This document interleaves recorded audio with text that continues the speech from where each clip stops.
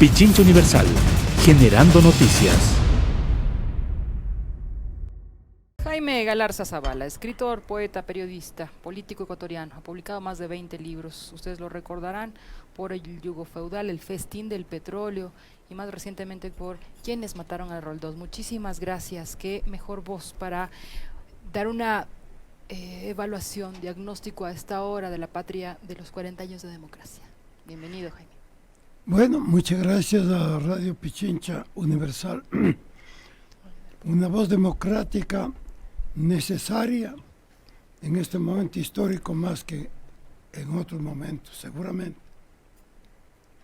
Cuando hace falta voces sinceras, honestas, frontales, para decir las verdades que muchos ocultan y que no es propiamente del gusto de los grandes medios privados, de los medios mercantiles. En estos días se ha hablado mucho, se ha exaltado los 40 años de democracia. Cabrían muchas preguntas. ¿De qué democracia nos hablan? ¿Cuál es la democracia que debemos festejar en los 40 años? ¿Acaso hubo realmente democracia? ¿No hubo varios golpes de Estado en estos tiempos? ¿No se recompuso el Estado con los mismos grupos de siempre? Hoy día los banqueros de un banco, mañana los de otro banco, hoy día los representantes de un partido de derecha, mañana los de otro. En fin, democracia, lo que es democracia en el concepto realmente profundo e histórico del gobierno del pueblo y para el pueblo, no hemos podido vivir. Y cuando ha habido algunos intentos, como el gobierno de Jaime Roldós Aguilera y de Rafael Correa, para citar los dos casos realmente que valen la pena de mencionarlos, lo que tenemos es, en algún caso, el magnicidio del presidente Roldós, orquestado por la CIA y la derecha internacional.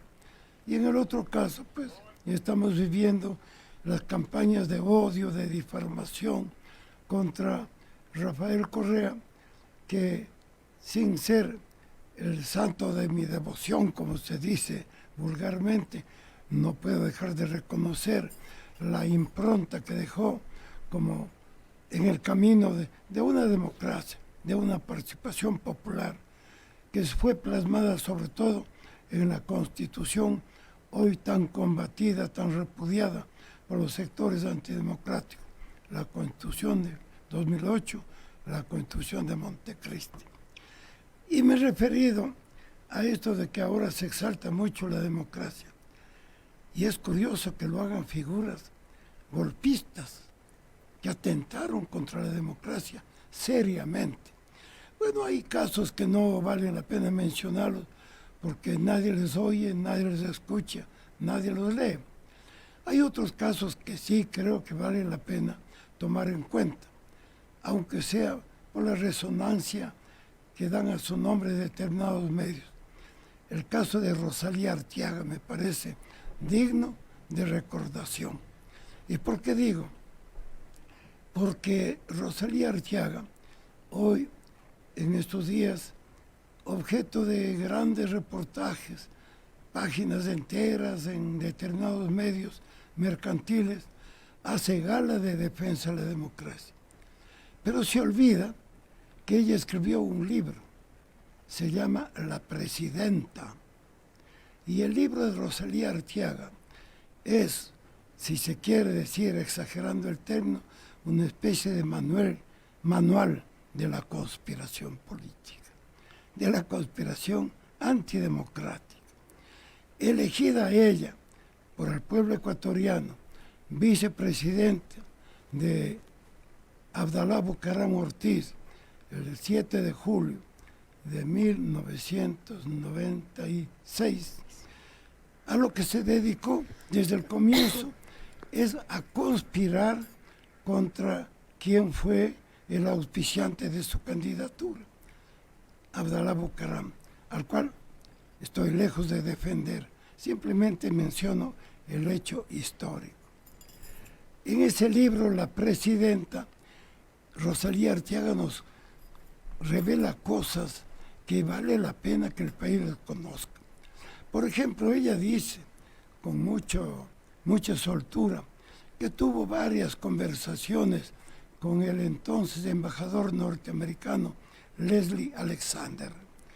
Y señala ahí que Alexander, más que otra cosa, era un gran amigo de él y de su hermana Claudia.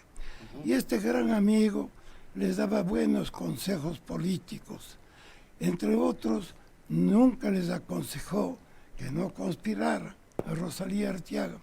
Lo único que les dijo, ella lo revela, es que procuren que no se viole la Constitución.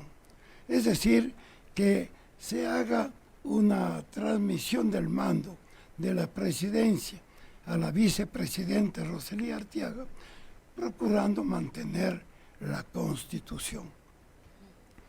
Bueno, la sola revelación de las comidillas cruzadas con el embajador norteamericano Leslie Alexander ya descalifica la actitud democrática de Rosalía Arteaga. Pero es que además hay que recordar un hecho histórico, que ella no lo menciona. El hecho histórico es que poco antes del golpe de Estado contra Bucaram, el embajador Leslie Alexander dio una conferencia en Cuenca, y cosa insólita, un embajador ante todos los medios, autoridades y público declaró que el gobierno de Abdalá Bucaram era un gobierno corrupto. Insólita declaración de un embajador, aunque él lo creyera así, insólita declaración, que fue la señal, el toque, el campanazo para que todos los sectores alineados tras la embajada norteamericana se sintieran respaldados y fueran al golpe de Estado contra Abdalá Bucaram. Un golpe de Estado en el que, como dijo el mismo Bucaram, un conjunto de diputados se declararon psiquiatras. Lo recordamos bien. Y esto lo declararon con alienación mental. Porque la destitución de Bucaram fue por insania mental. Así fue. Sin que jamás haya habido un protocolo médico que lo suscitara, un análisis, un diagnóstico. Puede haber sido todo lo loco que se quiera, pero la Constitución obligaba a un juicio político. Nunca se hizo el juicio político. Y Rosalía Arteaga no estaba preocupada del juicio político, aunque en su libro dice que viéndolo bien, sí había que hacer el juicio político. De lo que estaba preocupada ella es de que, caído Bucaram, se le entregara la presidencia de la República, porque según ella era lo constitucional. Digamos que el golpe de Estado en sí no era inconstitucional. El no entregarle a ella la presidencia, caído el presidente, eso era lo inconstitucional. Y bueno, ahí tenemos que el general Paco Moncayo, comandante en jefe de las Fuerzas Armadas del Ecuador, jugó muy sabiamente con el engaño, con el objeto de conseguir que ella apoyara la destitución de Bucaram, enamorándole con el cuento de que ella iba a la presidencia de la República. Y en verdad que sí estuvo 24 horas. Así fue. Y cuando ella quiso reclamar al Congreso, ella incluso había dictado el decreto ejecutivo número 1, que nadie le hizo caso, asumiendo el poder. Y cuando fue a la sesión del Congreso, supuestamente para hacerse cargo de la jefatura del Estado, le cerraron las puertas, porque ya todo estaba debidamente arreglado. El conchavera de la democracia popular Partido Social Cristiano, Izquierda Democrática, etcétera, etcétera. Y un sector importante del propio partido de gobierno, del PRE. Y dictaron como la resolución de nombrar presidente interino a Fabián Alarcón, que era el último de los diputados. No tenía otro que le acompañara. Claro, era el bloque de uno. El único Claro. era el bloque 1. Sí. El bloque de A1. De A1. El bloque de uno. Lo recuerdo muy bien. Pero la cosa era muy sabia, porque simplemente Fabián Alarcón les dijo al resto de conspiradores: si es que ustedes no me van a nombrar a mi presidente, entonces no convoco la asamblea y no le declaramos loco a loco. Ya, con eso sigue loco en el gobierno. Entonces tuvieron que acceder a declararle presidente interino. Pero resulta que la figura de presidente interino no existía en la Constitución de la República.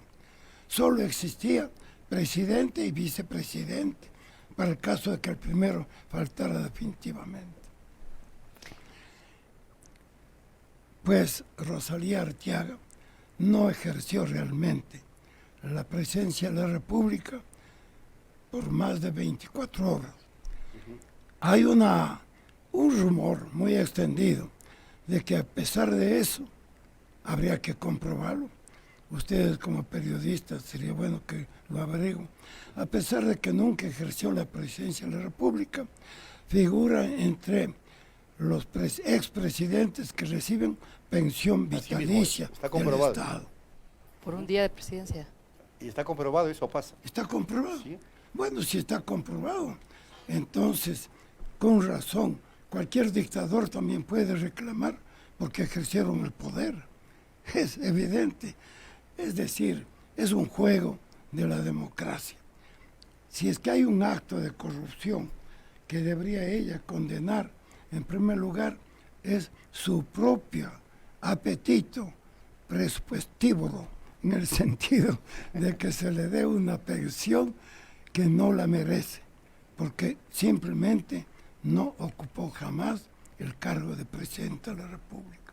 Bueno, y así se podría hablar, pero yo les recomiendo actualizar la lectura de ese libro que se llama La Presidenta, ¿Ya? firmada por Rosalía Arteaga. Yo tengo una serie de anotaciones respecto de ese libro. Hoy día, de pronto, esta entrevista me cogió desarmado. No, pero ha relatado de cuerpo entero lo que sucedió en una década que fue perdida, ¿Ya? donde se tumbaron a 4 presidentes, ¿sí? ¿No? Yamil Maguad, Abdalá Bucaram, Lucio Gutiérrez, ¿alguien más se me va? ¿O eran solo 3? 3, ¿no? Solo ellos. Solo ellos. Además, A ver, no nos olvidemos la camioneta. la famosa Porque- camioneta, claro. La famosa camioneta, que el loco Abdalá Bucaram lo definió así. ¿Cuáles iban en la camioneta? Iban Heismeller, Yamil Maguad, un alto dirigente del MPD en esa época, Luis Villasur. Casteló, el propio Fabiolo y otros más. No estaba Rodrigo Borja, ¿no? Y, Creo que y sí. por eso Bucaram decía, no se me baje de la camioneta, Nadie se me baja de la porque camioneta. después el uno quería justificarse y el otro, y nadie era el autor de nada. Entonces, nadie se baja de la camioneta. Y la camioneta les confinó históricamente a este grupo de golpistas, entre los cuales ella dice que no quiso nunca ser florero, pero en definitiva lo utilizaron como florero de la democracia. Muchas gracias, Jaime. 17 horas con 58 minutos ya, 59 minutos. Estamos así culminando. Qué bien que tuvimos la posibilidad de conversar con Jaime Galarza Zavala para justamente hacer una recuperación histórica de estos denominados 40 años de democracia en el país, de retorno a la democracia. Pichincha Universal, Aquí se escuchan bien las noticias.